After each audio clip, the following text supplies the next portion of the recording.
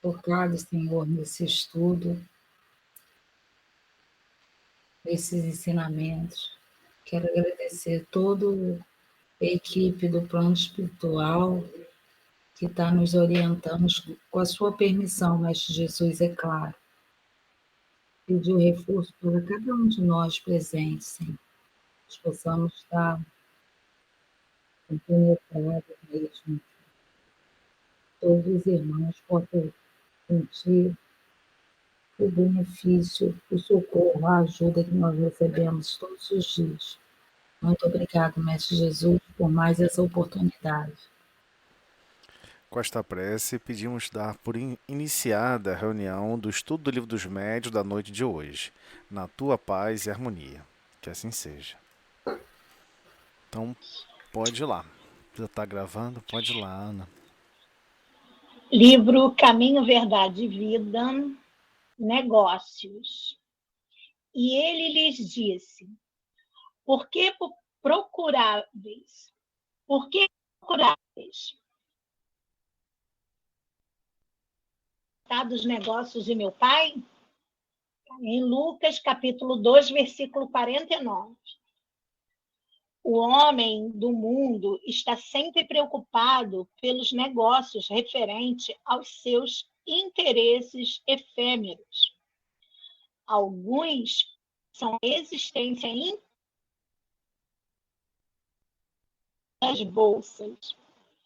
Absorvem-se outros no estudo dos mercados. Os países têm negócios internos e externos. Nos serviços que lhes dizem respeito, utilizam-se maravilhosas atividades da inteligência. Entretanto, apesar de sua feição respeitável, quando legitimas, todos esses movimentos são precários e transitórios. As bolsas mais fortes sofrerão crises. O comércio do mundo é versátil e, por vezes, ingrato. São muito raros os homens que se consagram aos seus interesses eternos. Frequentemente, lembram-se disso muito tarde, quando o corpo permanece a morrer. Só então quebram o esquecimento fatal. No entanto, a criatura humana deveria entender, na iluminação de si mesma, o melhor negócio da Terra, porquanto semelhante operação representa o interesse da providência divina a nosso respeito. Deus permitiu as transações no planeta para que aprendamos a fraternidade nas expressões da troca. Deixou que se processassem os negócios terrenos, de modo a ensinar-nos através deles qual o maior de todos. Eis porque o mestre nos fala claramente nas anotações de Lucas. Não sabias que me convém tratar dos negócios de meu pai? Eu estou rindo, Tozelli, sabe por quê? Por quê? O que aconteceu, eu vou contar rapidinho. Tá, ontem, eu levantei eu levanto e faço minha prece, leio o Evangelho, um pedacinho do Evangelho e faço minha prece. Aí virei para a espiritualidade e falei assim: eu quero ver vocês me deixar. Eu ia ao centro hoje, porque eu estou sem R$1 para passagem. Aí comecei a fazer as minhas coisas, né? Aí, quando foi umas 10 e pouca da manhã, eu fui abrir a carteira e encontrei R$10.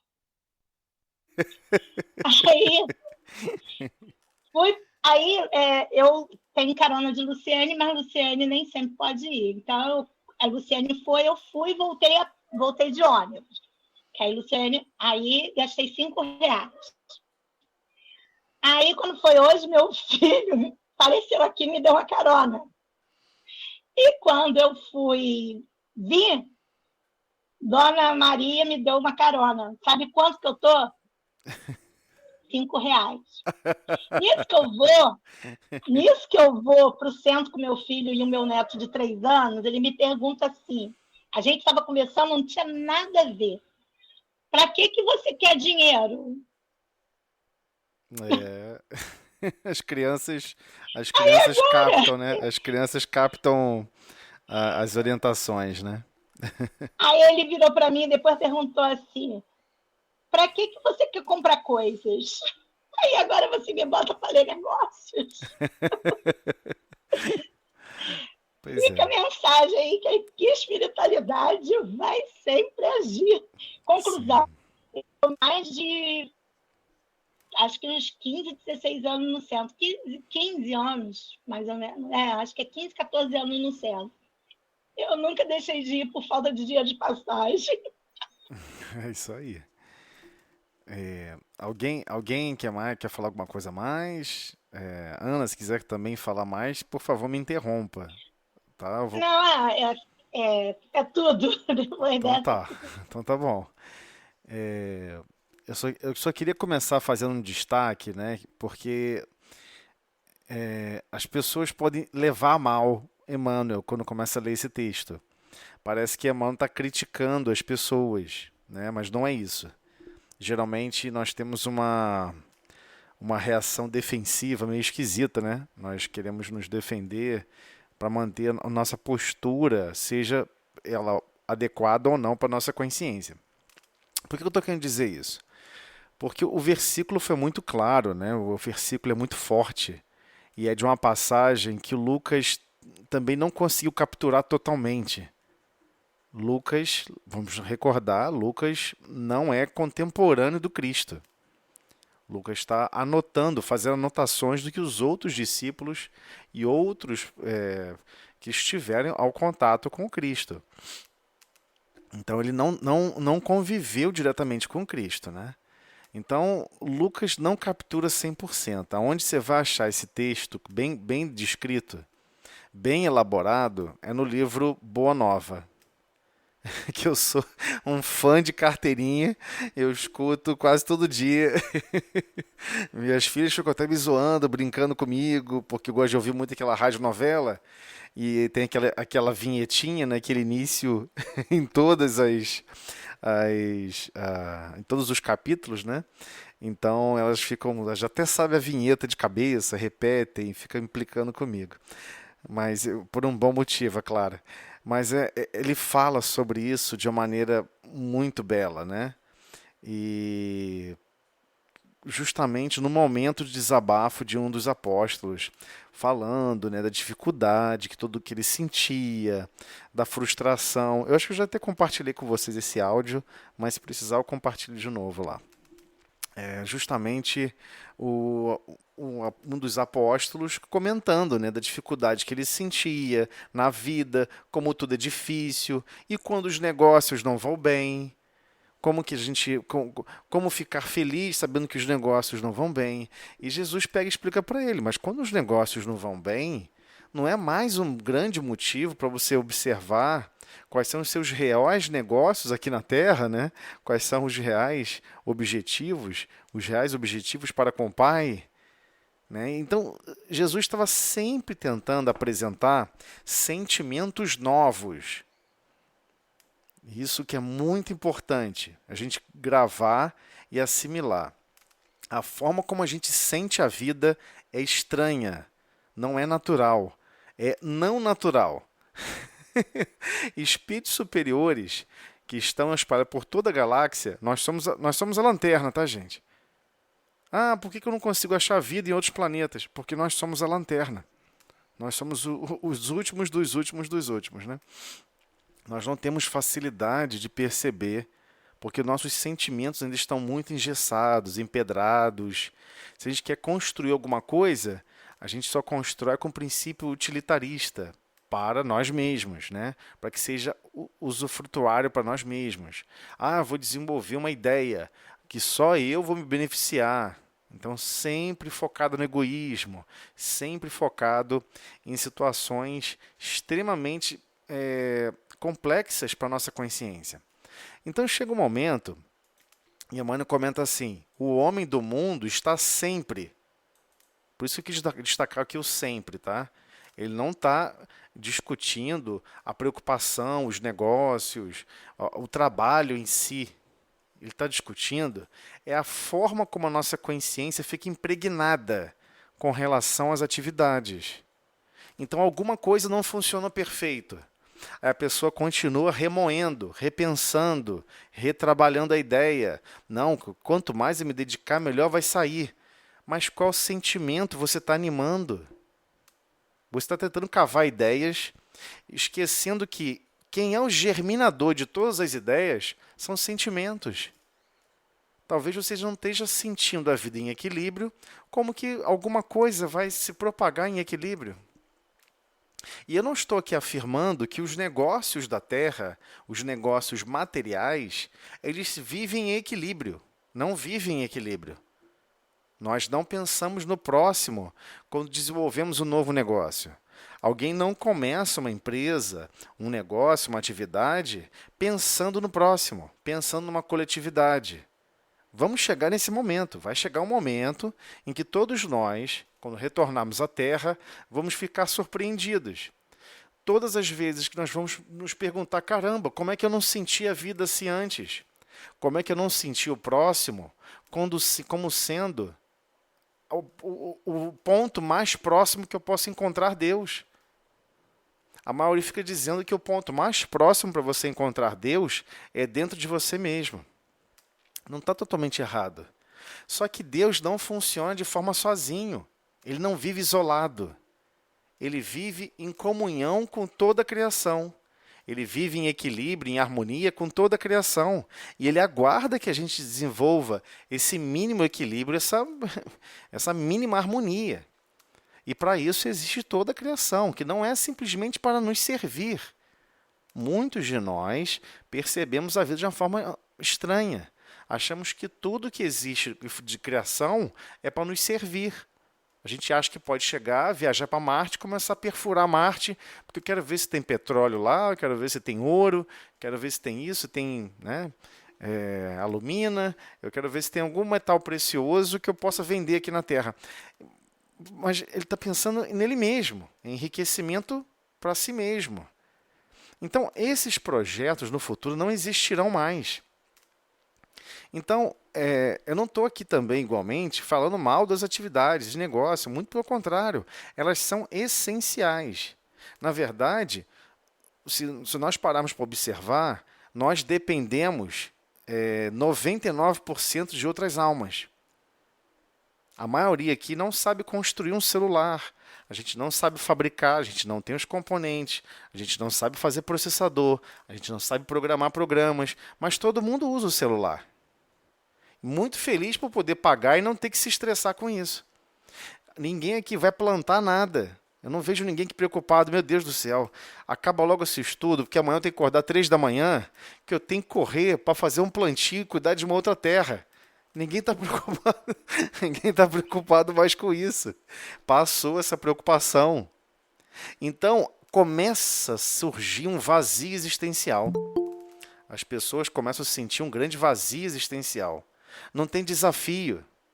Não tem nada que, por exemplo, vai ser extremamente importante você atuar em grupo. Porque cada dia que passa, as coisas parecem estar mais distantes umas das outras. Mas não são as coisas que estão distantes, são os nossos sentimentos. Porque nós nunca estivemos tão interconectados como estamos hoje. Ninguém vai plantar. Hoje em dia tem um monte de máquinas ajudando a plantar e a colher em grande escala.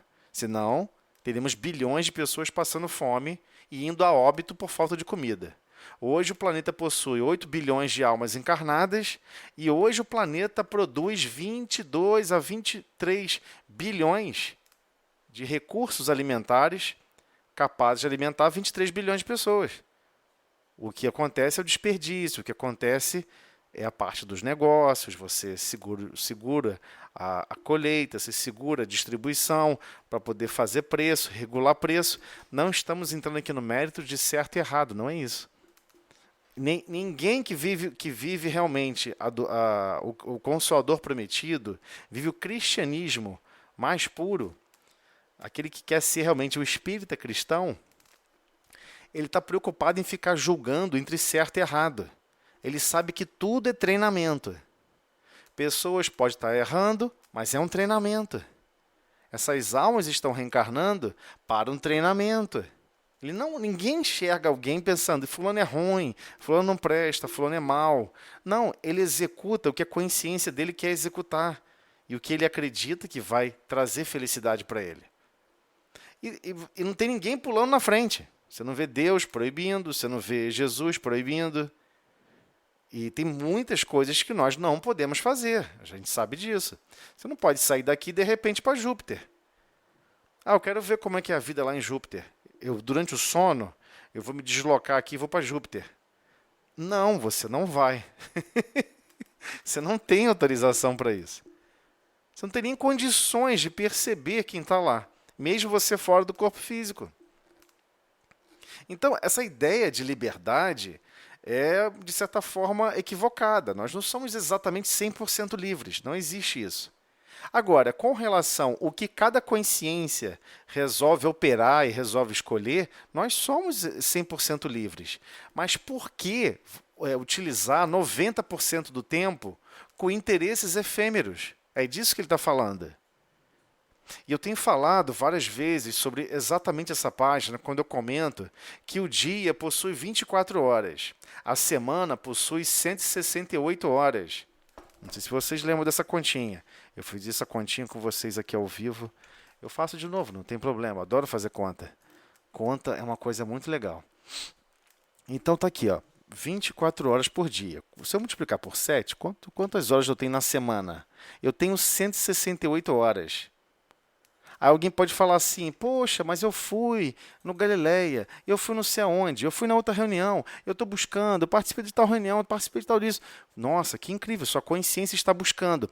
Vamos supor que você ficou, sei lá, 4 horas se dedicando a isso. Tá, são 4 horas dividido por 168, o que dá, vezes 100, né? Vezes 100, o que dá 2%. 2% do seu tempo você ficou buscando. Ué, e o restante? E o restante? Aí alguém pode falar assim, poxa, mas tem pessoas que não buscam nada, não estão buscando se transformar em nada, não estão buscando querer ver uma nova forma de vida, que é o que o Cristo traz com a ideia da Boa Nova. A Boa Nova é uma filosofia de vida. Mas não é para você estudar para fazer quadros, pinturas e montar ornamentos. É para você viver essa experiência, viver essa filosofia de vida. Viver no seguinte aspecto, eu estou preocupado com todos, eu fico feliz por ter todos à minha volta, pessoas esquisitas, pessoas difíceis, pessoas complicadas, pessoas amorosas, pessoas zelosas, e você fica feliz por todos, por estar mergulhado na convivência, e você poder ofertar o melhor do seu coração, desenvolvendo a sua benevolência, a sua capacidade de ser bondoso. Por você estar desenvolvendo e auxiliando igualmente, animando sentimentos coletivos de ajuda e de amparo, aonde você estiver, você vai estar ajudando e amparando, dentro das suas limitações e capacidades, mas dentro do que lhe compete, você avisa para a sua consciência, dentro do que eu sou capaz de fazer, eu farei. Eu farei, e farei com alegria. Isso é a Boa Nova. É o bom ânimo, você viver bem animado e no seguinte aspecto, eu entendi qual é o objetivo da vida. A maioria não sabe. A maioria vive igual a gado. Nasce, cresce, se reproduz e desencarna. Nasce, cresce, se reproduz e desencarna. Fica feliz com a grama que tem, mas aí vê a grama do vizinho. Aí quer pastar na casa da grama do vizinho. E por aí vai. Então vive uma vida totalmente alienada da sua própria essência. A nossa essência é a fraternidade. Qual é a essência do reino animal? Preservação da espécie, né? É um instinto. Ele não tem como lutar contra isso. Ele não tem como decidir isso. E você não vai ver um passarinho perguntando, puxa vida, só em desenho animado, né? Puxa vida, devo ter 3 filhotes ou devo ter 8? Será que eu consigo alimento para 8 ou vou ter só 3 filhotes? Aí ele perde 2 filhotes. Ah, não desisti, isso é muito sofrimento ter mais 3 filhotes. Ele não tem esse tipo de. Ele não tem pensamento contínuo. Pássaro não pensa como o ser humano pensa. É óbvio que não, o raciocínio é completamente diferente. Então, quando nós formos parar para observar, algumas pessoas querem viver como em outros séculos. Ah, eu me dediquei 1% a Deus. Isso não é de se dedicar a Deus. Isso é buscar informações para transformar a sua forma de viver. Você não fica mais desgastado, triste ou chateado devido ao translado para o trabalho. Você fica feliz e fica torcendo que todos possam ir e voltar bem, que ninguém chegue zangado, que ninguém chegue entristecido, que todos cheguem animados. Embora você saiba que a maioria não chega. Chega zangado, chateado, se pudesse não estaria trabalhando. Então, é essa a essência que nós temos que parar para observar. O que, ao final de contas, Deus está nos convidando? Quais são esses negócios do Pai? Então, o negócio principal do Pai é transformar consciências para o amor e a sabedoria. Estamos sendo treinados e capacitados para habitar todo o cosmos, toda a galáxia, sem fim, todo o universo. Não só a nossa galáxia, né, Via Láctea, mas todos os bilhões de outras galáxias. Ou seja, o universo inteiro. Só que o universo inteiro é pautado no amor. E quando a gente descobrir isso, a gente fica pensando, puxa vida, quer dizer então, a gente geralmente tem esse susto quando desencarna. Puxa vida, quer dizer então que tinha todo um projeto, todo um planejamento para eu me aprimorar em amor, para me aprimorar em sabedoria, e eu não estava prestando atenção, eu estava distraído. É exatamente isso, você estava distraído. Às vezes o cavalo passa selado e você não monta, cara. A gente não monta, a gente tem esse problema. A gente fica meio que eclipsado, meio bobo, sem perceber que o que mais falta em todos nós é o que a religião nos fornece, um novo sentimento. Desenvolver sentimentos é a essência da religião. E raciocinar como esses sentimentos estão evoluindo na nossa consciência é a filosofia. Como você está operando os sentimentos. Você se percebe? Você se percebe quando você fica chateado? Você se percebe quando você fica com desgaste? Ah, estou estressado, estou desgastado. Ah, estou achando que a vida está tão difícil. Você tem certeza que não é uma percepção de corpo físico e a sua consciência não está nada disso? Não está percebendo? Não é isso exatamente que você está percebendo? E às vezes o que você está percebendo é uma contrariedade a um projeto que você mesmo pediu. Né? Porque as pessoas são assim, poxa, eu tive uma ideia de fazer uma caminhada. Aí você pega, vai caminhar no meio do mato, aí quando tu vai ver são 4 quilômetros para ir, 4 para voltar, mas você não sabia. Você foi caminhando, foi caminhando, foi caminhando. Né? E quem faz caminhada de longa distância sabe como é que funciona. Você vai muitas horas antes porque você não sabe a distância exata, né? Só mais ou menos via mapa. Só que mapa é uma coisa, né? Conhecer o caminho é uma coisa, trilhar é outra. Aí quando chega no meio do caminho, todo mundo começa a falar, puxa vida, por que eu fui escolher fazer esse caminho? Isso é um absurdo. Onde eu estava com a cabeça? Alguém já se pegou fazendo isso? É nessa hora que a gente tem que parar e pensar, meu Deus, eu faço a mesma coisa quando eu reencarno. Exatamente a mesma coisa. Quando está no meio da encarnação, às vezes no meio do furdunço, no meio dos problemas, assim, você mesmo quis fazer esse caminho. Você mesmo pediu, implorou, puxa vida, eu queria tanto fazer esse caminho, tanta essa dificuldade, vai ser tão bom, eu vou conseguir me superar, eu vou conseguir, pelo menos, dinamizar minha consciência nessa direção. E aí o que acontece? A gente fracassa, a gente fraqueja. Aí chega no meio do caminho, queremos ser carregados. Então é disso que ele está falando. Cuidado, para você não ficar com os interesses efêmeros por muito tempo. Eles são importantes. Claro que são importantes. Você tem que tomar banho, você tem que se alimentar, você tem que ter os recursos mínimos da Terra, você precisa disso. Mas cada mínimo funciona para cada consciência. A questão é, você está sempre preocupado com isso? Sempre. Puxa vida, eu preciso comprar um carro, eu preciso trocar um vestido, esse sapato, eu preciso trocar um sapato. E a pessoa fica numa gastura com aquilo, entendeu? Remoendo, se desgastando, criando uma série de problemas que não existem. Não existem. É criação nossa. Eu diria que 70% de todos os sofrimentos que nós sentimos é, em essência, o nosso sentimento desgovernado. Quando o nosso sentimento está desgovernado, a gente caminha em trilhas pedregosas sem necessidade. Então ele comenta, algumas pessoas passam a existência inteira observando a cotação das bolsas. E adivinha como desencarna? Preocupado com a bolsa. Não se engane. Isso aqui é um problema gravíssimo para a consciência. A pessoa não sabe que, por exemplo, ela comprou um super terreno, comprou uma fazenda e construiu uma super casa. Levou a vida inteira construindo. Desencarna. É assim? Ela vai se desapegar e... Não, eu fiz isso para as próximas gerações. Não importa se é da minha família ou não. O que importa é que eu fiz para que outra consciência possa aqui habitar. É mesmo? A pessoa fez com esse desprendimento todo? Se não fez, cuidado, ela vai ficar prisioneira àquele local, prisioneira àquele investimento. Investimento de tempo. Porque é isso que depois ele vai falar que é um pouquinho mais abaixo, né? Então ele vai deixar claro, olha, cuidado, essa questão dos investimentos na bolsa, e poucas pessoas sabem e compreendem isso, né? A bolsa de valores, deixa eu só explicar aqui para você não ficar com raiva de ações.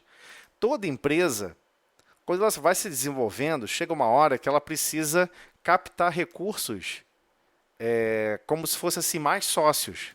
Como ela não consegue ter infinitos sócios numa mesma mesa, existem chamadas ações.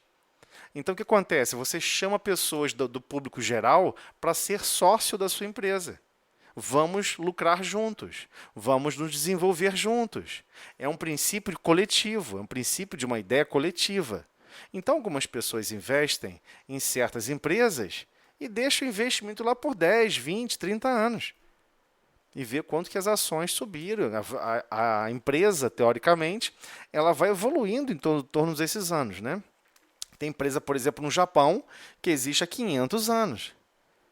A mais antiga, acho que é 500 e...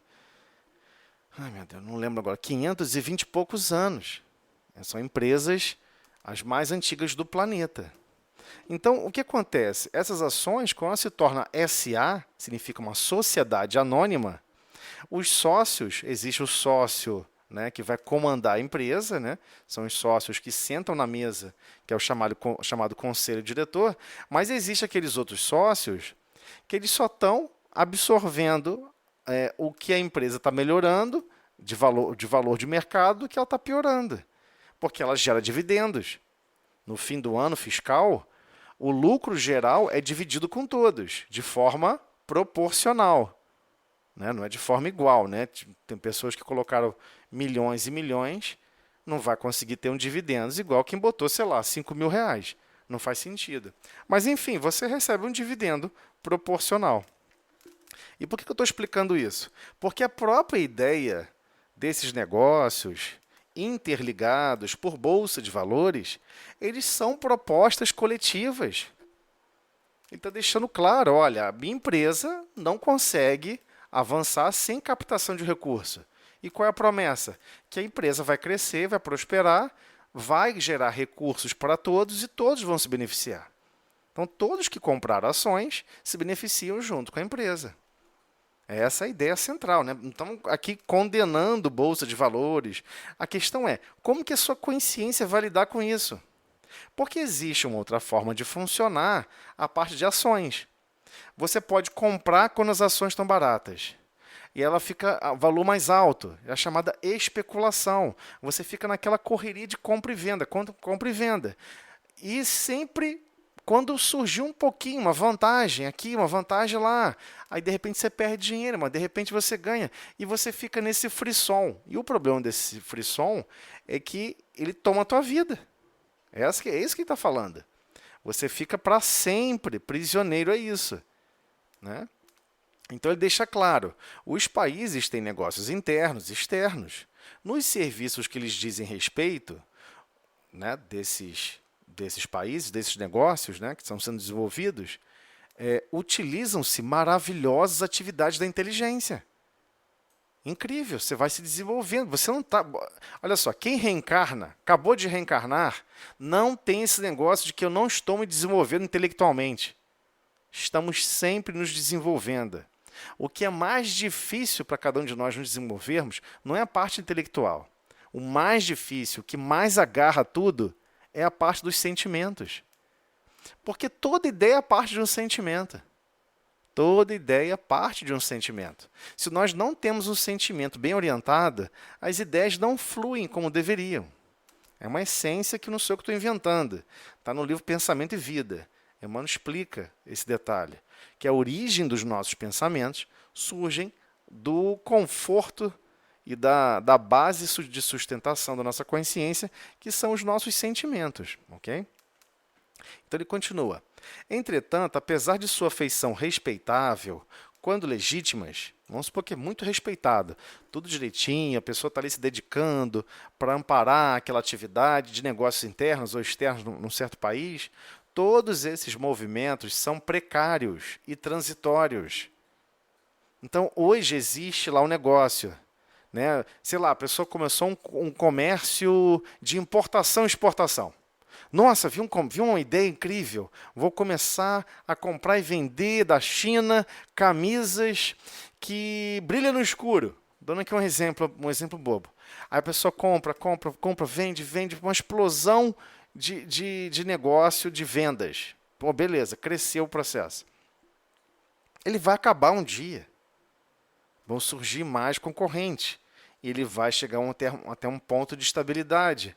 Até para você ser impossível de prosseguir. É lógico que vai acabar. Quem fica com a ideia que tem que ser eterno, não entende como funciona a vida. Isso acaba. E, ao mesmo tempo, você pode estar, por exemplo, nossa, peguei tudo isso que eu consegui de recursos, que eu vendi esse monte de camisa, eu vou comprar ações de fulano me deu uma dica, eu vou lá comprar ações. Aí você compra achando que a empresa vai crescer. A empresa não só ela decai, como entra em pedido de falência. Então, as bolsas mais fortes sofrerão crises. Ocorrem crises financeiras, é inevitável. O comércio do mundo é versátil e, por vezes, ingrato. Então, quando a gente fala hoje em dia de mercado, de comércio internacional, muitas pessoas não compreendem. País não produz nada. Quem produz as coisas são as pessoas. A economia brasileira. Não existe economia brasileira. O que existe é a população brasileira produzindo as coisas. O Estado só lucra proporcionalmente um percentual da riqueza que a população produz. Então, se tiver um dia falta de algum alimento, o governo não tem como comprar e passar a produzir e passar a fornecer para o povo. Essas imagens foram distorcidas durante séculos. No Brasil, então, foi ventilado durante décadas. Nunca funcionou assim. Sempre foi uma mentira quem ventilou esse tipo de informações. Quem produz tudo é o povo. Então, por exemplo, o arroz que todo mundo come em casa, quem todo mundo está comendo em casa, o arroz está todo mundo em casa aí, feliz, comendo arrozinho. Nossa, esse arroz brasileiro maravilhoso. O Brasil não produz arroz há muitos anos. Esse arroz todo é importado. Ele é só embalado no Brasil. A maioria das pessoas não sabem disso. Você não come arroz brasileiro há muito tempo. Porque as empresas que plantavam arroz, são empresas, são grupos, resolveram não mais plantar porque não estava dando dinheiro. O que estava dando mais dinheiro era plantar milho, era plantar soja. Então eles pararam de plantar arroz. Isso tem mais de 10 anos, na verdade. São 12 ou 13 anos que estamos nessa. E as pessoas não sabem disso. Acho muito engraçado. Ou seja, cada vez mais o planeta está interdependente, muito interligado. Se de repente todos os países que fornecem arroz para o Brasil parar de fornecer arroz, não tem mais arroz, não tem onde comprar. Ah, mas eu vou comprar da China. Não, a China mal consegue alimentar a própria população. Ah, vou comprar do Japão. Muito menos. O Japão vive uma escassez de recursos em relação a alimentos muito profunda. Já tem pouquíssimo território. Então a gente tem que começar a perceber isso. Todo o princípio de comércio foi planejado. Nada disso é à toa. E tudo isso foi autorizado. Faz parte de um grande compêndio de relações, de interdependência, que temos que exercer aqui na Terra. E você tem que aprender a ficar grato pelo próximo, que plantou, que embalou, que colocou no supermercado e que te serviu. Porque está lá, é só você trocar por dinheiro. O que seria mais custoso para você? Ir na rua plantar ou só pegar lá e trocar por dinheiro?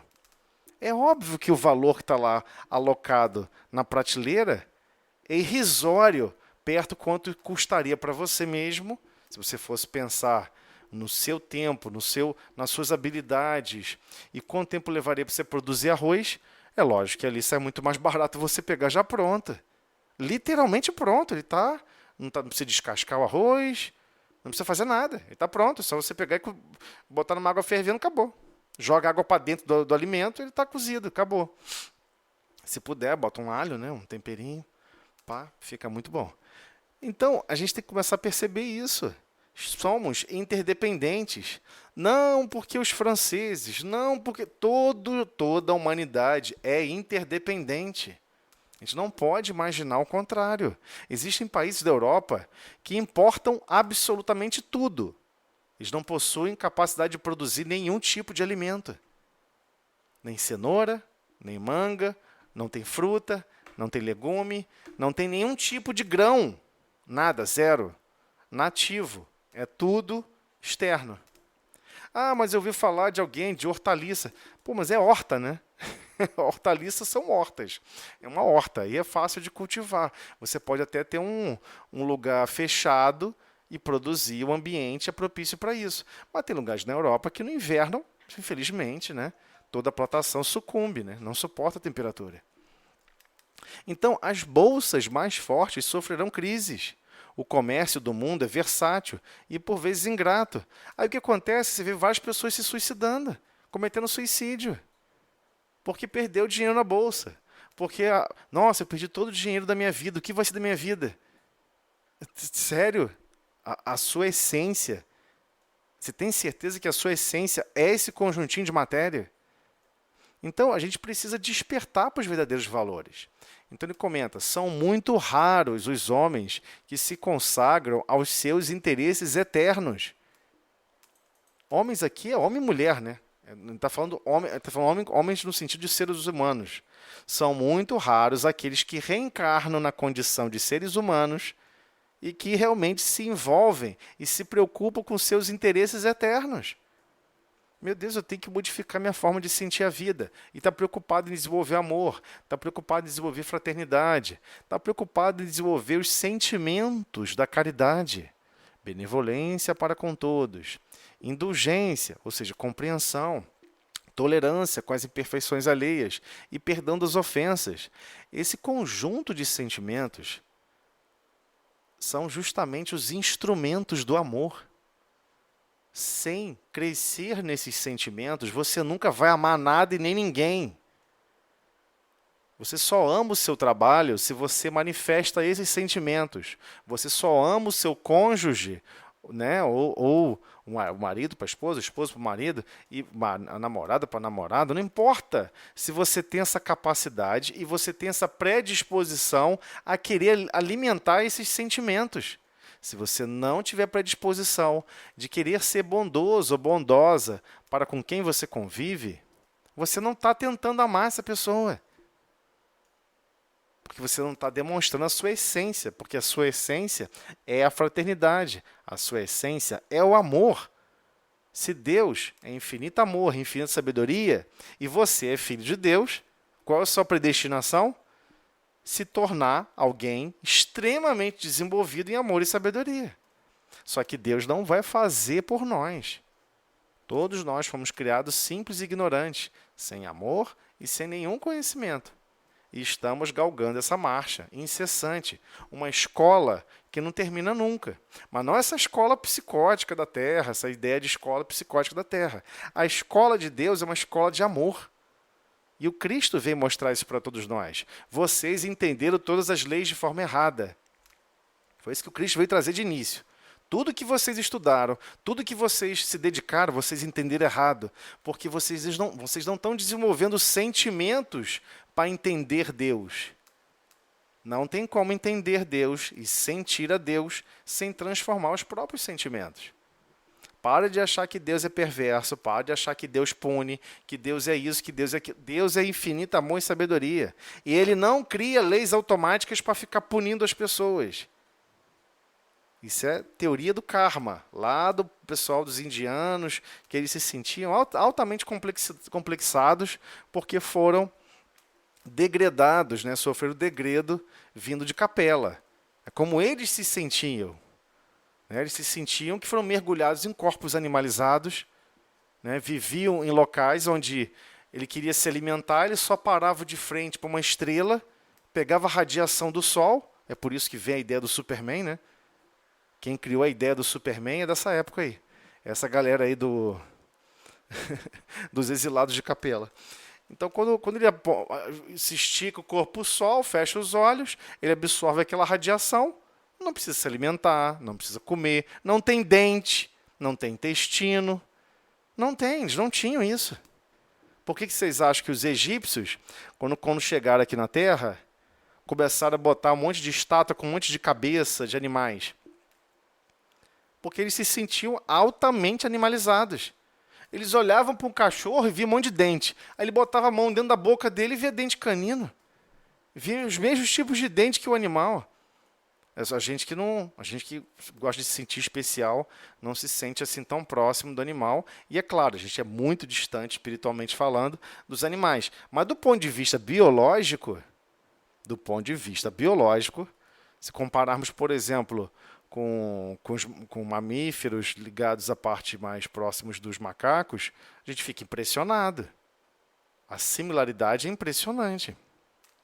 A evolução, é claro que é uma distância absurda. Né? Há uma distância ali absurda.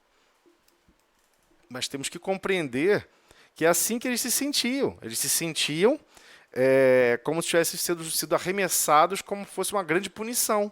Já tinham se libertado de uma série de necessidades básicas, mas naquele momento, naquele grupamento, eles não conseguiam desenvolver mais o amor, um nível mais sofisticado que aquele grupo já estava desenvolvendo. E eles foram convidados a participar de um projeto aqui com o Cristo. Convidados a participar de um projeto, não é degredo, não. Nossa, tá vendo? No Espiritismo, tem gente que não tem medo de inferno, não. Tem gente que tem medo do degredo. Vai para um planeta inferior, cheio de larvas, e não sei o quê. Já viu pessoas falando isso?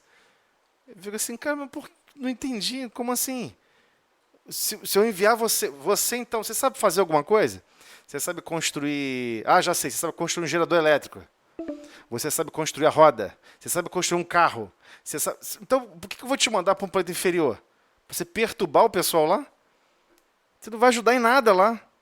Você não vai conseguir executar projeto nenhum. Você vai mergulhar no mesmo desequilíbrio que eles. Então, entenda, Deus não faz isso. Não é assim que funciona. As leis divinas são para o progresso de todos. E sim, aquele grupamento que sofreu degredo, que sofreu eu não gosto dessa palavra também por isso, né? Não considero que foi um degredo, receber a oportunidade de participar de um projeto aqui na Terra. Foram recebidos pessoalmente pelo Cristo. E o Cristo de lá eles nunca viram. Mas aqui, Jesus estava pessoalmente aguardando eles chegarem. E recebeu esse 1 milhão de almas. Está no livro A Caminho da Luz. Quem quiser acompanhar. Então temos que ter esse princípio, compreender essa profundidade. Não perca o seu tempo, não dê atenção demasiada a situações que não requer tanta sua atenção. Já tem o nível de facilidade que se transformou a vida é um absurdo. É um absurdo. Hoje em dia você quer se deslocar de um lugar para o outro, tem um monte de recursos. Né? Cada vez tênis melhores, sapatos melhores. Você quer ir correndo, você vai correndo, tem sapatos maravilhosos. Você vai chegar lá com o pé inteiro. Não vai perder a sola do pé, não. Então tem muito recurso já disponível na Terra. Muito recurso para você ter tempo hábil a se dedicar a outros assuntos mais importantes, para você fixar sentimentos mais importantes, para você ir executar suas atividades, seja no trabalho, seja em casa, seja fora do corpo físico, animando sentimentos diferenciados, animando sentimentos voltados para o seu progresso espiritual que você tanto quer executar. É essa a essência que a página vem nos convidando a perceber. E ele continua: no entanto, a criatura humana deveria entender que na iluminação de si mesma, o melhor negócio da Terra. Porquanto semelhante operação representa o interesse da providência divina a nosso respeito. Então, o que é melhor? Você ter uma vida de alegria, de abundância, ou ter uma vida de progresso realmente significativo para Deus? Você orbitar um raio cada vez menor em torno de Deus, você viver a essência divina que Jesus apresentou. Viva com mais alegria, perceba todos os símbolos que estão à sua volta, entenda, você está animando um corpo cheio d'água, isso não é você. Você está num planeta também todo baseado no princípio de água, isso não é essencialmente tudo que você vai manipular na sua vida, nem de perto. Assim que você desencarna, você tem que manipular outros tipos de fluido, não é mais água. Então a gente precisa despertar para essas situações. É claro que é um choque cultural absurdo. Porque o que você acreditava antigamente? Não, religião é você ir se dedicar a uma religião, é você ir se dedicar a um endereço físico, é você ir lá, basicamente fazer um tributo a Deus, doando o tempo da sua vida a Deus. O quê? Não fazendo nada. Você senta lá e fica parado, olhando, balançando a cabeça, que está concordando e achando tudo lindo, maravilhoso. Aí continua no trabalho sendo uma pessoa egoísta, malvada, perversa. Em casa, uma pessoa totalmente desconectada de todas as outras pessoas, não quer se envolver com consciências difíceis, não quer participar do projeto divino e quer viver achando, se enganando, que está realmente coparticipando com alguma coisa. Não é esse o convite que o Cristo fez, mas nem de perto. Ele sempre deixou claro, e naquela página, bom ânimo, aonde fores, deixe um caminho, um canteiro de paz e de alegria. Seja alegre, seja bondoso com todos, anime sentimentos melhores. Essas coisinhas que a gente faz aqui na Terra, essas tarefinhas, são para aguçar a nossa consciência. Mas com que sentimento estamos fazendo? Com repúdio, com raiva? Nossa, outro dia eu tive que varrer o chão. Ah, vou ficar com raiva do chão. Por quê? Porque você não queria estar varrendo o chão. Então a gente tem que lutar contra essa essência perversa que ainda vive dentro de cada um de nós. A doideira de achar que evolução de pedra funciona com o ser humano. Como é que é evolução de pedra? Você se joga num cantinho e espera o mundo progredir. Ah, e quando o mundo não progredir, você sai criticando o mundo. Nossa, que coisa horrível. Olha o que aconteceu no outro país. Olha o que aconteceu não sei o que lá. Olha, aí a pessoa nunca se questiona. Caramba, e o que eu estou fazendo? Eu não estou fazendo absolutamente nada, eu só fico criticando a todo mundo. Por quê? Porque eu fico com anseio e com desejo de ver todo o planeta se modificar para me arrastar junto. Não vai acontecer isso. E não tem como. Você quer participar, você quer ser efetivamente produtivo no bem, na verdade, em desenvolver os recursos e os talentos que Deus acredita em nossa consciência, põe como crédito. Ó, está aqui esse crédito. Vocês vão poder fazer isso, isso, isso, isso. Ah, mas só isso. Ah, mas só... Não, faz isso, mas faz bem feito. Se vai lavar a louça, lava bem lavado, mas lava feliz, admirando a louça, olhando aquela bolha e pensando, nossa, que bela essa bolha. Que incrível a pessoa que se dedicou anos e anos estudando, anos e anos se doando para desenvolver uma formulação de detergente. E eu só vou ali e troco por R$ 2. Pessoas se doaram durante décadas. E eu só vou ali e troco por R$ 2. E tem gente que fica com raiva do detergente, fica com raiva do prato, fica com raiva de tudo. Mas ela não percebe que a raiva é dela mesma para com ela mesma. Todas as outras consciências, de um jeito ou de outro, estão cumprindo as suas dificuldades e suas obrigações. E nós? Estamos cumprindo as nossas? Estamos realmente nos dedicando ao que nós acreditamos como a melhor forma de viver? Então ele deixa bem claro na página que parece que é algo chocante, que ninguém percebe, às vezes no finalzinho aqui, ó, Deus permitiu as transações no planeta, para que aprendamos a fraternidade nas expressões da troca. Mas não é para sair acusando as pessoas, não. Nossa, lá, fulano não quer ser fraterno, quer vender super caro. Não é isso, não. Não é isso. Todas as vezes que estivermos tendo uma leitura, que temos que perseguir pessoas para impor a bondade, para impor a fraternidade, é o nosso coração gritando, eu não sou fraterno, eu gosto de espizinhar todo mundo, menos a mim mesmo. Menos a mim mesmo. Só os outros. A gente precisa perceber isso. É uma contrariedade absurda para com o Consolador prometido, porque ele já deixou claro. Você quer realmente apresentar fraternidade para alguém? Vai lá na frente, sangra primeiro, você seja fraterno, se esfola, executando a fraternidade. E a pessoa vai ver aquele exemplo e ela decidirá se vai seguir ou não. Opere dentro das suas condições de consciência, daquilo que você já acredita hoje. Eu acredito que eu tenho que ser sempre fraterno. Aí passa dezenas de assuntos durante o dia para você ser fraterno. Você escolhe não ser fraterno em nenhum deles. Aí estamos realmente aprendendo a ser fraterno? Aprender aqui é pôr em prática. É a prática que é o grande transformador.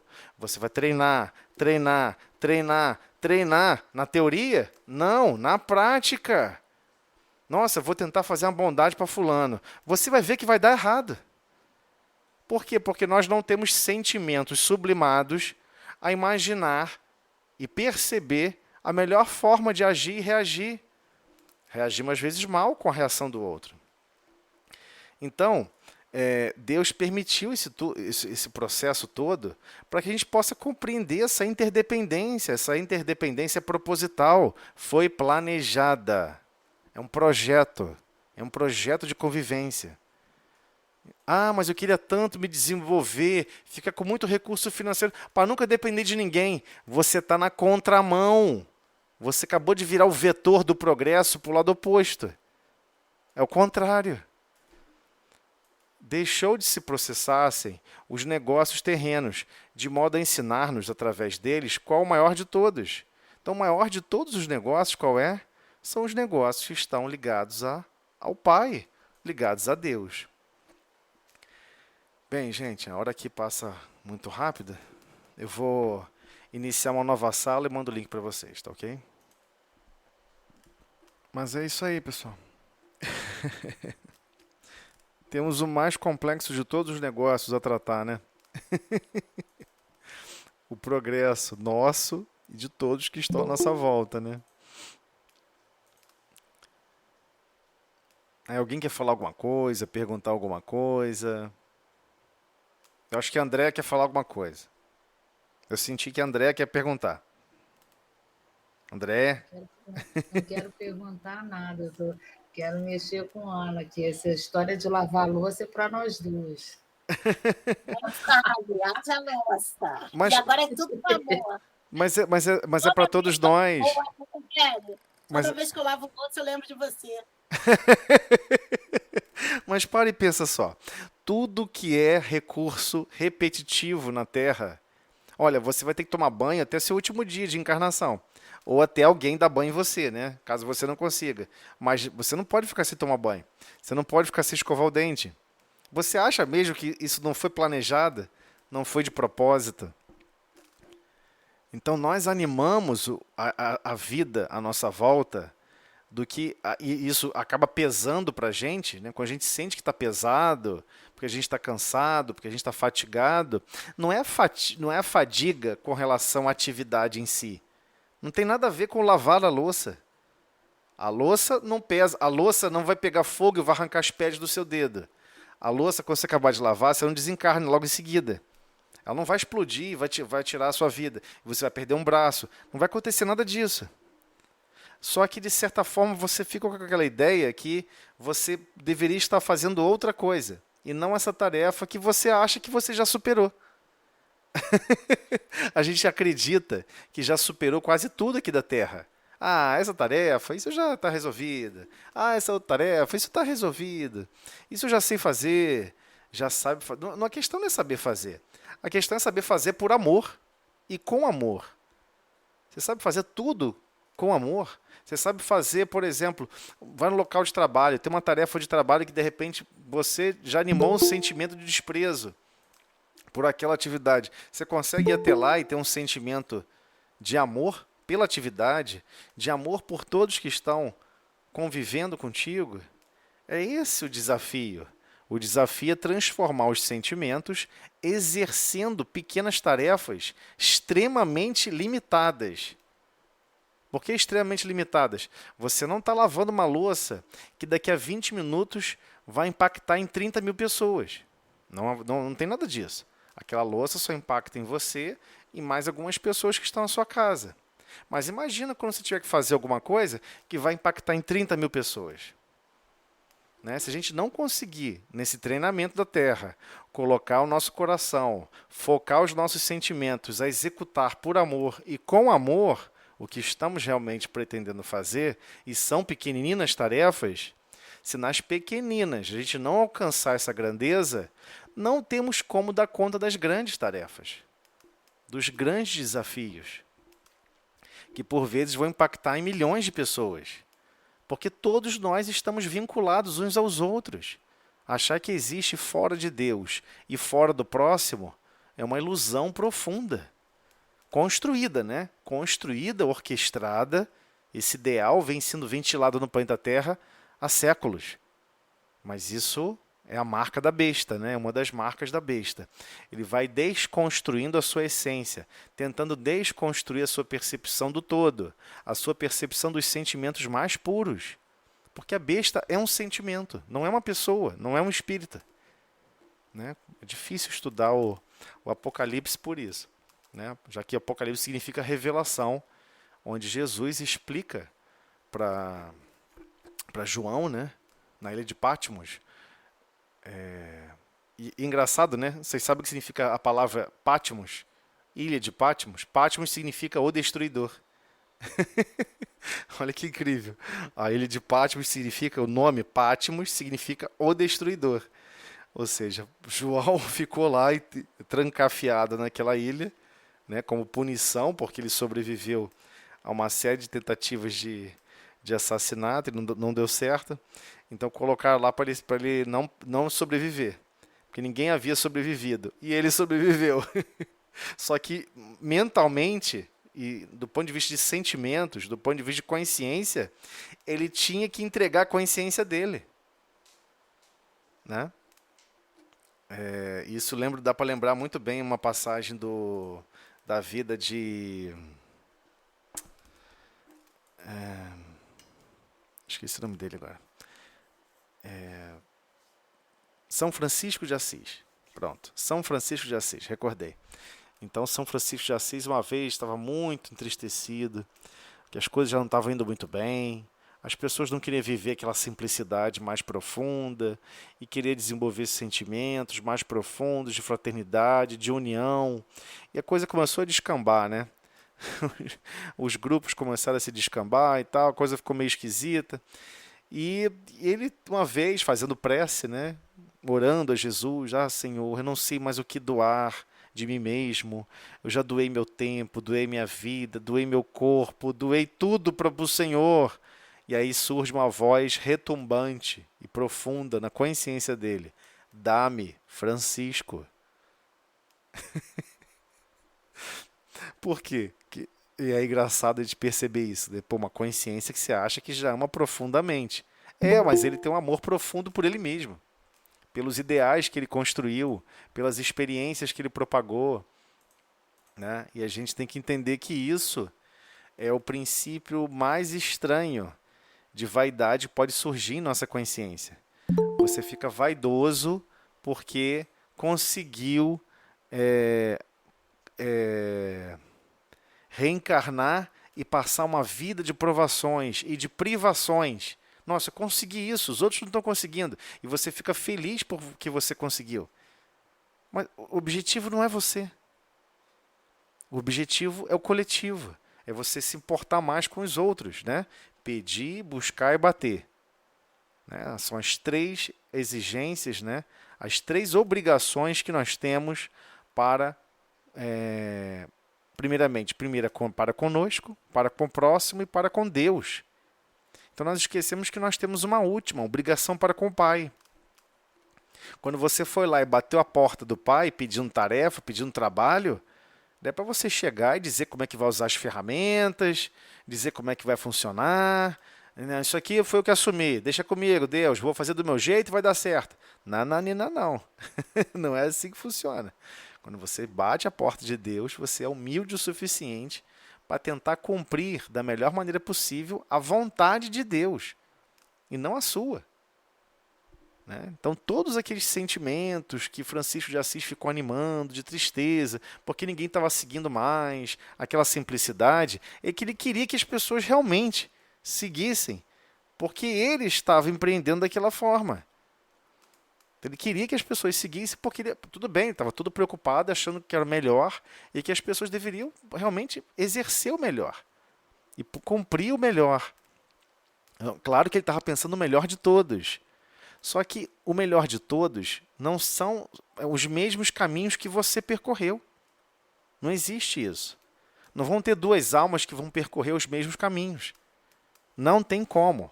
Somos diferentes, temos consciências diferentes. Então, o que acontece é um facho, é uma faixa, não exatamente estreita, onde um grupo vai prosseguir evoluindo. Mas não existe 2 histórias iguais.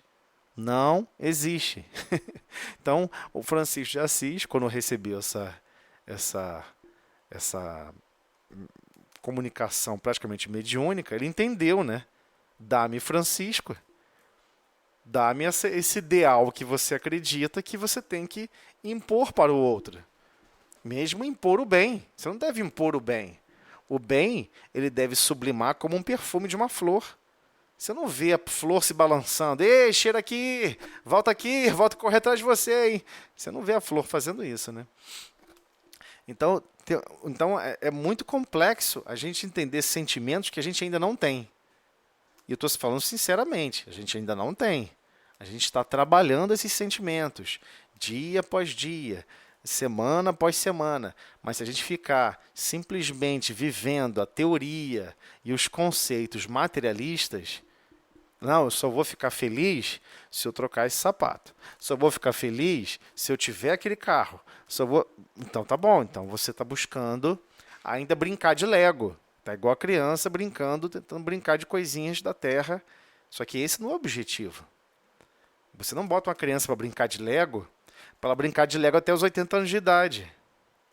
Você bota uma criança pequenininha para brincar de Lego, brincar de blocos, para desenvolver aspectos motores, desenvolver percepções, desenvolver consciência motora, para depois exercer na vida adulta, na vida adolescente, enfim, atividades mais complexas, que vai necessitar daquele tipo de equilíbrio que ele desenvolveu ao longo do tempo e que foi um estímulo. Então, temos que compreender os princípios materiais. Todas as leis dos princípios materiais são para nos educar, né? Não é o ponto final. Não é o ponto final. Então, alguém quer falar mais alguma coisa? Podemos seguir aqui. pro... Não, vamos seguir aí. Então tá bom. Então vamos lá. Capítulo 7, estamos falando da bicorporeidade, da transfiguração. Né? Bicorporeidade é uma coisa, transfiguração é outra. Então vamos lá. Já avançamos o item 114 e agora ele vai começar a traçar os exemplos.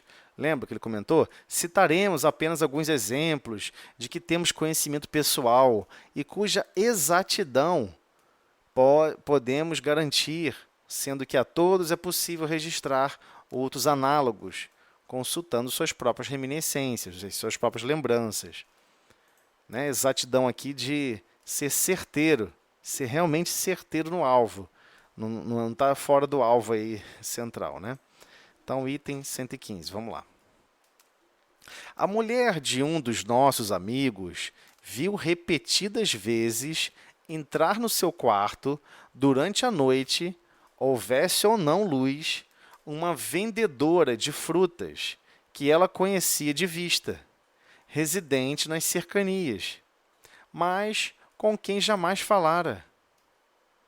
Grande terror lhe causou essa aparição, não só porque, na época em que se deu, ela ainda nada conhecia do espiritismo, como também porque se produzia com muita frequência. Ora, a vendedora de frutas estava perfeitamente viva, e aquelas horas provavelmente dormia.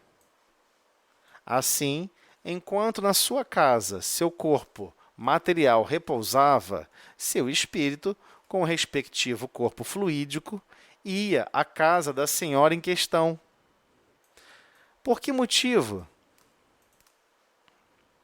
É o que se não sabe.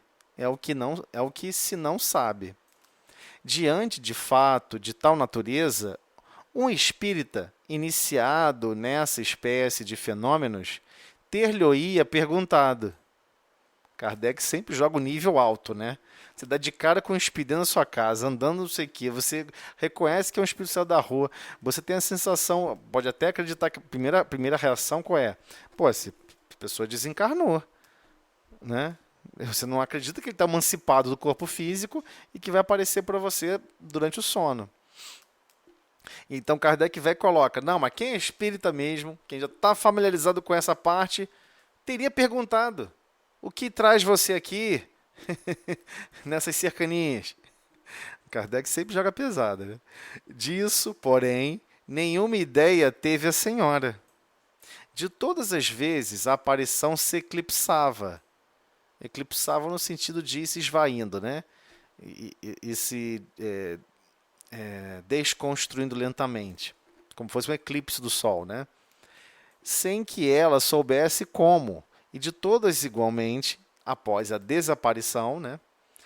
Cuidou de se certificar de que as portas estavam bem fechadas, de modo a não poder ninguém penetrar-lhe no aposento. Esta preocupação lhe deu a prova de estar sempre completamente acordada, na ocasião de não haver sido joguete de um sonho. Então, se ela foi lá e fechou a porta, né, não há por que se preocupar com outro aspecto em relação a isso. De outras vezes, viu, da mesma maneira, um homem que lhe era desconhecido, e certo dia viu seu próprio irmão, que se achava na Califórnia, quer dizer, outro país, né? Nos Estados Unidos, lá na costa oposta dos Estados Unidos. Este se lhe apresentou com a aparência tão perfeita de uma pessoa real que no primeiro momento acreditou que ele houvesse regressado e quis dirigir-lhe a palavra. Isso acontecia muito com Chico Xavier. Chico Xavier, por vezes, sentava, às vezes, sentava num banco de praça, ou então num ponto de ônibus, com alguém conhecido, né, que conhecia ele, sabia do processo mediúnico, e de repente ele via alguém do outro da rua dando tchau, batendo a mão, né, dando tchau, como se conhecesse ele, olhou para trás, olhou para um lado, olhou para o outro. Você está vendo aquela senhora lá dando tchau? Lá da rua? Aí a pessoa pega e fala, não estou vendo não, Chico. Aí já sabia que não era alguém, né, encarnado. uma pessoa conhecida aqui desse momento conscientemente, né? Ou seja, isso não é exatamente incomum. Isso é um fenômeno natural, isso já acontece. Isso acontece com milhões de pessoas, milhares de pessoas. E tem pessoas que acontece isso e a pessoa não percebe. E tem também aquele caso onde é realmente um espírito, ele está materializado e ambos vão ver esse espírito. Só que não vai saber que ele está materializado, não vai saber que ele é um espírito. Ainda tem essa outra variabilidade, né? Então, prosseguindo. Logo, entretanto, o vulto desapareceu, sem lhe dar a tempo a isso. Uma carta que posteriormente lhe chegou trouxe-lhe a prova de que o irmão que ela vira não morrera. Essa senhora era o que se pode chamar de um médium vidente natural. Médium vidente natural. Mas, então, como acima dissemos, ainda nunca ouvira falar em médiuns. Ou seja, ela não pode nem acreditar, né, como algumas pessoas ventilaram no passado, contemporâneos de Kardec. Ah, você fica falando que existe esse negócio de médium, que o médium pode ver espírito, automaticamente, quando você informa isso, a pessoa começa a ver. Então, Kardec até registrou vários eventos, várias pessoas que possuíam essa faculdade, essa possibilidade de ver espíritos, né, como mediunidade, e deixando claro, a pessoa nunca ouviu falar de espiritismo, nunca ouviu falar nenhum nome chamado médium. E isso pode, aos poucos, ir sendo desconstruindo. Agora, outro exemplo. Outra senhora residente na província, estando gravemente enferma, viu certa noite, por volta das 10 horas, um senhor idoso que residia na mesma cidade e com quem ela se encontrava, às vezes, na sociedade, mas sem que existisse relações estreitas entre ambos. Viu perto de sua cama, sentado numa poltrona, e a tomar, de quando em quando, uma pitada de rapé. Rapé é aquele produto que antigamente as pessoas utilizavam.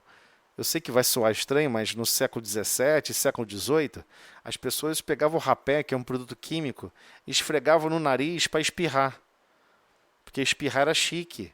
Então acreditava-se que espirrar, você também estaria expulsando certos antígenos ou certos processos da sua narina.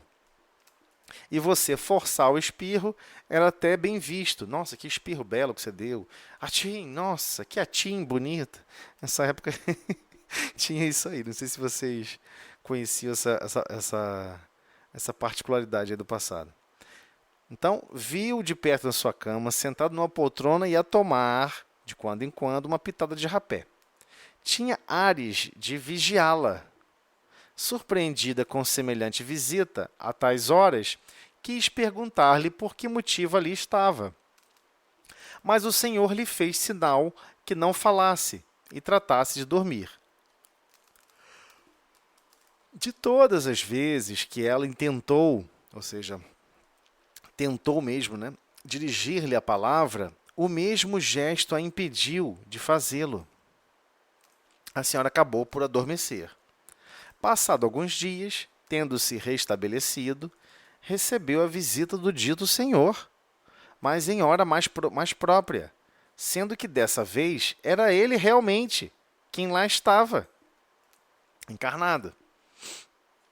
Trazia a mesma roupa, a mesma caixa de rapé, e os modos eram os mesmos. Persuadida de que ele a visitara durante sua enfermidade, né? Persuadido, ou seja, desculpa, gente. Vou ir aqui lá para baixo. Ele estava encarnado, né? Estava encarnado. Ele foi visitá-la durante o sono em desdobramento. Né? Não é à toa que essa bicorporeidade aqui, transfiguração, ele foi em desdobramento. Ele estava deitado, ele estava dormindo e foi encontrar com ela durante o sono. Ele estava encarnado. Né? Me perdi. Viu certa noite, por volta das 10 horas, um senhor idoso, esse aqui. Viu-o perto de sua cama, sentado numa poltrona. Também já li isso. De todas as vezes que ela intentou dirigir-lhe a palavra, o mesmo gesto a impediu de fazê-lo. A senhora acabou por adormecer. Passados alguns dias, tendo-se restabelecido, recebeu a visita do dito senhor. Ele foi lá fisicamente, mas em hora mais própria, sendo que dessa vez era ele realmente quem lá estava. Trazia a mesma roupa, a mesma caixa de rapé, e os modos eram os mesmos. Modos, eu digo, a forma de se botar a mão no bolso, né? A postura da pessoa, né? Nesse sentido. Persuadida, ou seja, convencida de que ele a visitara durante sua enfermidade, agradeceu-lhe o incômodo a que se dera. Tipo, obrigado, senhor, por ter vindo me visitar, tentar me ajudar. O homem, muito espantado, declarou que havia longo tempo não tinha satisfação de vê-la. A senhora, conhecedora que era dos fenômenos espíritas, compreendeu de que se tratava, mas, não querendo entrar em explicações, limitou-se a dizer que provavelmente fora um sonho. É o mais provável, dirão os incrédulos, ou seja, que as pessoas que não acreditam em nada. Os espíritos fortes, o que, para eles mesmos, é sinônimo de pessoas de espírito. O certo, entretanto, é que a senhora de quem falamos, do mesmo modo que a outra, não dormia. Ela não estava dormindo. Não foi um processo de que ela imaginou ou sonhou. E mesmo que tivesse sonhado, vai sonhar exatamente como a pessoa está vestida, caixinha de rapé e tudo. Então, é que sonhara acordada ou, por outra, tiver uma alucinação. São o que as pessoas normalmente iriam alegar, né? Aí está a palavra mágica, a explicação universal de tudo o que se não compreende. Como, porém, já rebatemos suficientemente essa explicação, prosseguiremos dirigindo-nos aos que nos podem compreender. Então, Kardec realmente não gastava tempo com isso. Esse 117 é um pouco mais longo. Podemos parar aqui? Alguém quer fazer alguma pergunta? Algum comentário? O que atrai esses espíritos para próximo de uma pessoa que não deve ter muita intimidade nem nada? É a espiritualidade que leva? Mas vamos lá, olha só. Primeiro a gente tem que retomar aquele princípio, né? O princípio da verdade que o Consolador veio trazer. Não existe fora de Deus, como não existe fora do próximo. Estamos todos, de uma certa maneira, interligados. E existem grupamentos que estão mais interligados do que outros. Existe um grau de coesão maior com um grupo do que em outros. Então, por vezes, sim, estaremos interligados profundamente. Um vai visitar o outro, acontece, é normal. Às vezes por situações que você não pode nem acreditar, mas acontece. Isso é totalmente natural. É como se você estivesse com total liberdade de ir ajudar alguém que você sabe que você pode ajudar. Então, por vezes, por exemplo, a espécie superior está lá preparando um tratamento, né, para a pessoa. Hoje, então, é extremamente difícil isso. Por exemplo, a pessoa começou a ver um filme, uma série, e ela tem que estar pronta para um tratamento 10h30 da noite. E a pessoa não dorme, cara. Liga a televisão, não sei o quê. Você não pode derrubar o transformador da rua e deixar todo mundo sem energia elétrica para poder promover uma ajuda, porque você pode causar um problema maior, né? Existem pessoas que estão vivendo com respirador, com medicações, com processos mais complexos que precisam da energia elétrica. Você não pode fazer isso só para fazer o tratamento em uma pessoa. Mas quando alguém deixa o corpo físico e faz parte daquele grupo, por vezes é chamado a operar. É convidado. Pô, dá para quebrar um galho, não? Ir lá convencer a pessoa a dormir? Vamos gastar um pouquinho dos seus fluidos, do seu fluido universal, que constitui seu perispírito, para enfraquecer um pouquinho a consciência dela para ela tentar adormecer? Você faria esse servicinho aí com a gente? E tu vai e faz, ué. Aí alguém pode falar assim, mas eu ficaria com medo se eu fizesse errado. Então, existe a diferença do medo intencional, né? Conhece o medo intencional? No fundo, você não sabe se você quer fazer mal ou bem a pessoa. No fundo, você quer fazer mal, mas você está com medo de acabar fazendo mal. Não, a questão é, você não pode ter mais essa dúvida. Esse sentimento tem que sair. O outro sentimento que tem que ficar é desabrochar carinho, amor e fraternidade para com todos. Aonde você for solicitado para estar em prece, para estar em vibrações positivas e para operar, às vezes, situações extremamente complexas que eu digo, hoje em dia a gente acha que é fácil lavar prato, mas imagina retirar energias condensadas, que são quase lamas graves, coisas brabas, barra pesada, de manifestações mentais, que fica impregnada na casa das pessoas, que fica impregnada em certos lugares, né, e por vezes é concentrado, diluído, e às vezes você vai trabalhar nessa atividade, você vai ser convidado inicialmente a meter a mão nisso. Você mete a mão lá, você pode até perder os dedos, né, perispirituais exercendo essa função. Então, e aí, você faz ou não? Entendeu? Não existe uma obrigatoriedade, não. Ninguém vai te obrigar a você se aproximar de outra pessoa, do bairro, ou da rua, ou do não sei da onde, para ajudar as pessoas. Ninguém vai te obrigar. É a sua consciência que vai achar naturalmente necessário. É como alguém derrubou uma caneta no chão e você abaixa para pegar. Toma aqui a caneta. Ninguém te obrigou. Você se sente parte do outro, se sente parte do todo. À medida que você vai desenvolvendo esses sentimentos, isso vai se interligando. Todos irão se interligar num projeto mais uníssono, né? Ou seja, igualzinho como funciona a vinha. Né? Jesus comentou isso. Todas as vezes que Jesus ia conversar com alguém, começar uma conversa, ele falava, o reino de Deus se assemelha... Por que ele falava isso? O reino de Deus se assemelha a uma vinha. Por que ele falou isso, meu Deus? Por que se assemelha a uma vinha? Qual a semelhança que tem de uma vinha? Então, quer dizer que o céu é um lugar circunscrito, que tem um monte de pé de uva plantado? É óbvio que não, né? Não existe pé de uva do outro lado. Não existe nem necessidade de uva. São outros princípios. Você absorve energias, mas não do esforço ali do vegetal. Você não precisa daquele esforço do vegetal. Então, o que ele quis dizer? Ele quis dizer da forma como nós nos organizamos no vinhedo, como era antigamente. Para você colher uva, você se organizava. Você não ficava preocupado. Olha, eu plantei esse pé aqui e plantei esse outro pé. Eu só vou colher o pé que eu plantei, tá? Aqueles outros que tem que colher, não vou colher, não. Você não faz isso. Mas nem de perto, né? Você se preocupa com toda a plantação. Você se preocupa que tudo funcione harmonicamente. Porque o espaço de tempo para a colheita é extremamente curto. Não é tão amplo assim para você fazer a colheita adequadamente.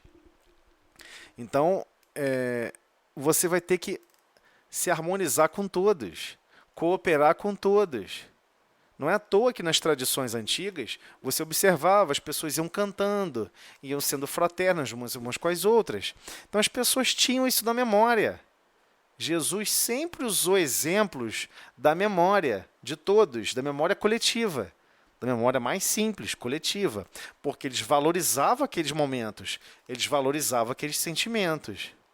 Hoje, então, estamos mais distante ainda, né? A gente não valoriza isso daí de perto.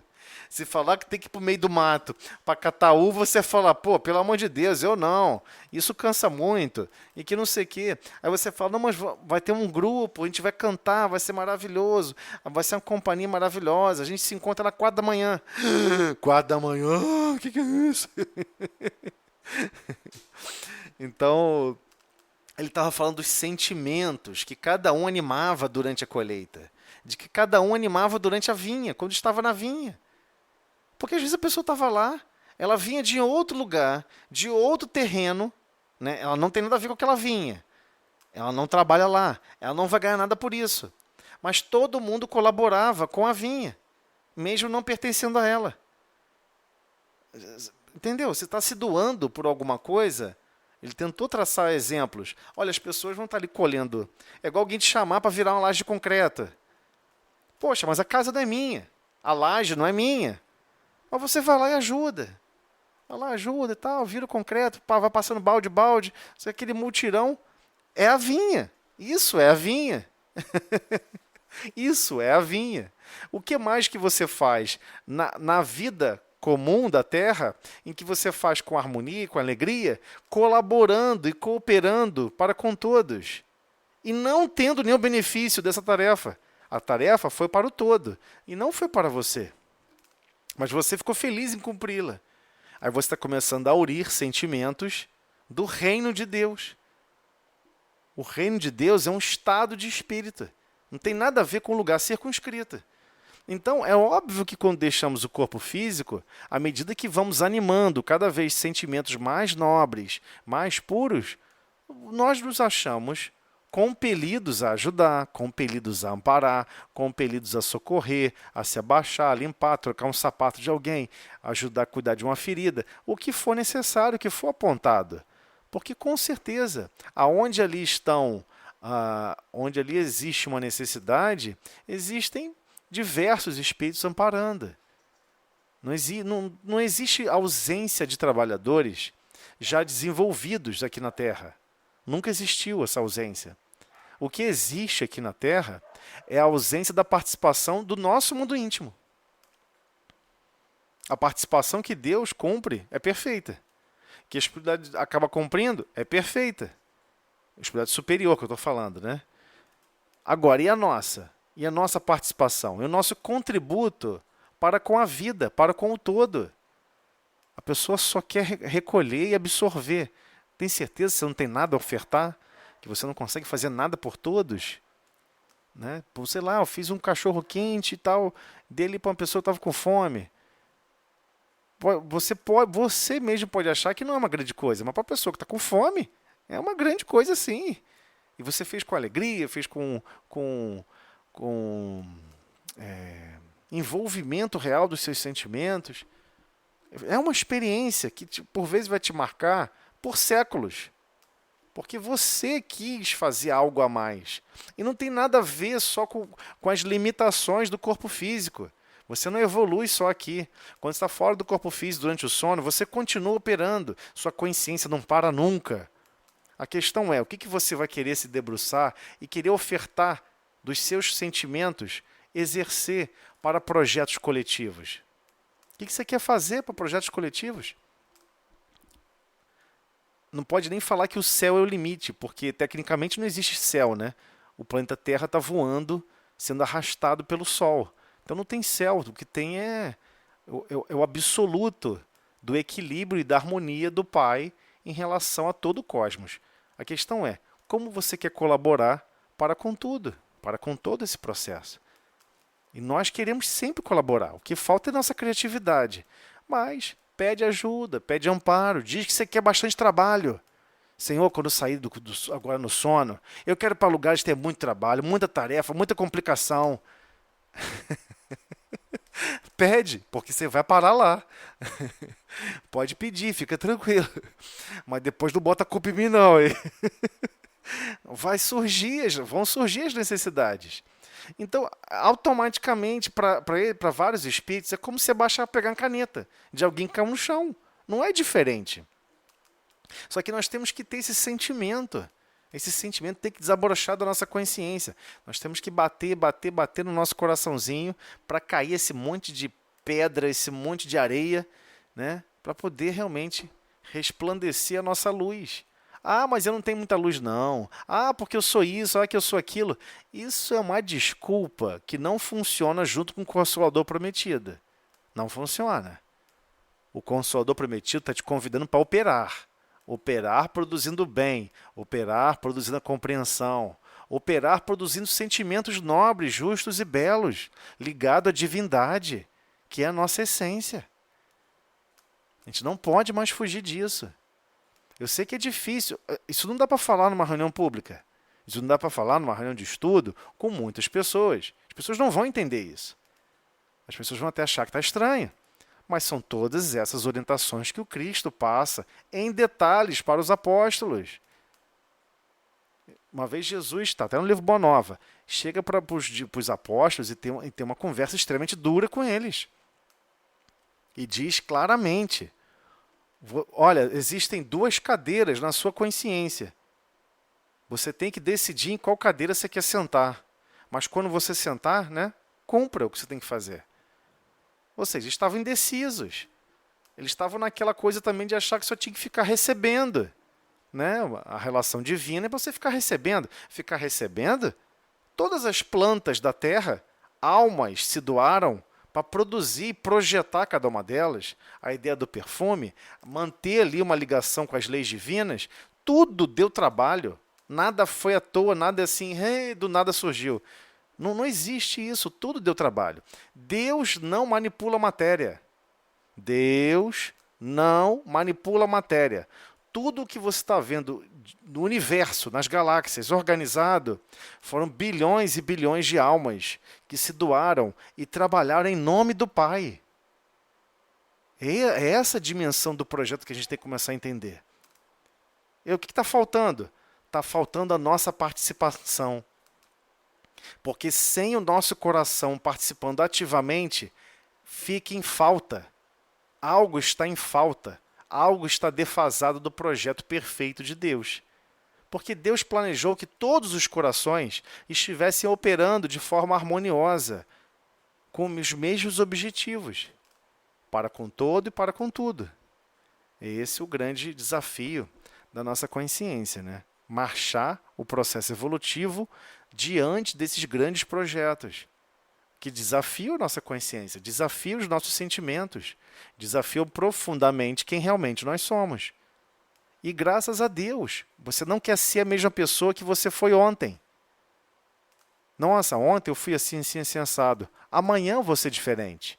Nossa, essa noite foi assim, assim, assim, assado. Noite que vem vai ser diferente. Eu vou pular num buraco muito mais difícil. Eu vou me envolver em problemas muito mais complexos. Eu quero que a luz se resplandeça e ecoe em lugares onde não existe luz há séculos. Ninguém fica para trás. Temos que entender isso. Ninguém deve ficar para trás, né? Todos nós temos que compreender isso. Todos nós estamos interligados. Ah, mas fulano diz que é meu inimigo. Ah, mas fulano diz que não sei o que. Mas a raiva do outro é porque você não se doou em amor. Não se doou em amor quando você pôde. A sua maior dívida que você tem para com o outro não é dívidas de ódio, é dívidas de amor. Por que você não amou aquela pessoa? A pessoa está te perseguindo muito mais por isso do que por vingança, porque a vingança não vai forçar você a amá-lo.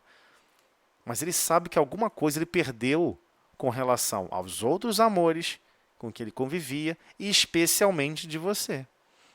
Então a gente tem que realmente transformar esses sentimentos dentro de cada um de nós e não nos perdermos no imediatismo da Terra, né? A gente vai começar a querer viver guagada. Nasce, cresce, se reproduz. Ouve falar 1% do seu tempo semanal. Eu sei que a matemática ela é perversa, mas ela apresenta os resultados. Ah, eu fiquei ouvindo uma semana, sabe, falar sobre isso, mas eu não conseguia colocar nada disso em prática, não. Eu achava que nem precisava. Mas é justamente essa prática que você precisa. Olha, você pode estudar atletismo na teoria. Você pode comprar livros sobre atletismo, livros sobre pessoas que correram maratonas. Nossa, que lindo, uma coisa complexa. Olha, ele desenvolveu uma técnica assim, assim, assada. Nossa, eu queria tanto praticar atletismo. Compra o tênis e começa a correr. Não tem outro caminho. Não, eu quero muito fazer escalada. Compra a corda, faz o treinamento, compra o cinto e começa a subir. Esteja preparada para cair, levantar e de novo, e de novo, e de novo. E assim incessantemente.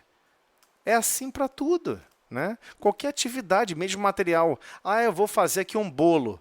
Quantas pessoas têm a receita pronta, segue tudo igual e dá sempre errada? Até que descobre que foi isso que faltou, que foi aquilo que não prestou atenção, o fermento está vencido, e aí vai descobrindo os problemas. Aí depois pensa, sabe por que eu não faço bem bolo? Porque você não faz sempre. Por isso você não faz bem bolo. É a prática que leva à perfeição. Então, todos os sentimentos que nós queremos animar no futuro e queremos nos desenvolver no grande negócio do Pai, que é nos desenvolver em amor e sabedoria, tem que ser na prática. São nessas 168 horas. Uma parte, 1/3, né, fora do corpo físico e 2/3 no corpo físico. Então quando eu estou sentado no ônibus, no carro, num transporte, num trem, num avião, não importa onde, eu tenho que estar atuando de forma adequada. O seu pensamento plasma, energiza a sua volta. Tudo que você pensa, você manifesta ao seu derredor. Você pode manifestar energias desequilibrantes ou sensações e sentimentos de paz e de harmonia. Mas eu não estou conseguindo. Faz uma prece. Reconhece que você não está conseguindo e que você precisa aurir forças do qual você ainda não detém. Qual o problema? Não tem problema nenhum. O problema é querer continuar gerando os mesmos pensamentos desastrados que a gente sempre gerou. Isso a gente não quer mais. Isso a gente já cansou. Né? Estamos convivendo hoje na sociedade e observando. Não para de reencarnar espíritos que estão iniciando esses processos. E não tem a menor consciência do que está acontecendo. Zero. Não tem nenhuma relação com os reais objetivos da vida. A pessoa persegue todos os lugares, mas não sabe quais são os reais objetivos da vida. Então, diversas almas já possuem esse conhecimento, já possuem um treinamento básico. O que acha que você naturalmente vai fazer fora do corpo físico? Vai tentar ajudar, vai tentar amparar. É totalmente natural, né? Gente, mais alguém quer falar alguma coisa, perguntar alguma coisa? Não? Vamos lá, hein? Eu vi que Luciene entrou aí.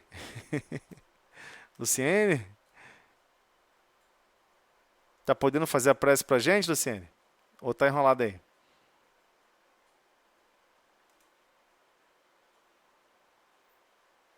Luciene? Deve estar ocupado. Oi, cheguei. Aí. Não. É que a Gustavo e a Amanda estavam aqui, mas aí quando eles saíram eu entrei. Então tá. Mas com certeza tá. Mas depois vamos disponibilizar lá o vídeo e o áudio, não tem problema, tá? Sim, como... Tá picotando sua voz. Alô? Agora tô te ouvindo. Melhorou? Agora melhorou. Tá? Tá bom. Então, Senhor Jesus, mais uma vez aqui, estamos estudando o estudo do Livro dos Médiuns, né? Da mediunidade, um assunto muito importante, né? Para todos nós que estamos atuando e convivendo, não só para nós que estamos na casa espírita, mas sabemos que a mediunidade existe desde o mundo, é mundo, né? Então, sabemos que todos somos médios. E aprender a conviver e entender a mediunidade dos nossos irmãos também, né? Então, é muito importante esse estudo. Agradeço ao Senhor Jesus pela oportunidade. Agradeço por tudo que temos recebido, por todo o amparo, socorro e misericórdia que o Senhor Jesus tem nos concedido todos os dias.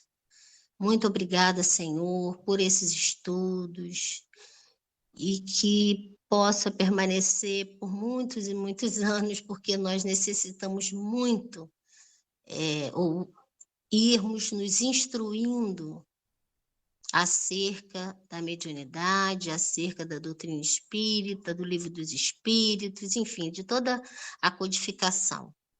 É extremamente importante para nós, Senhor, sabemos disso. Muito obrigada, Jesus, e agradeço pela oportunidade da prece. Senhor Jesus, com esta prece, pedimos por dar por encerrada a reunião do estudo do Livro dos Médiuns da noite de hoje, na tua paz e harmonia. Que assim seja. Graças a Deus.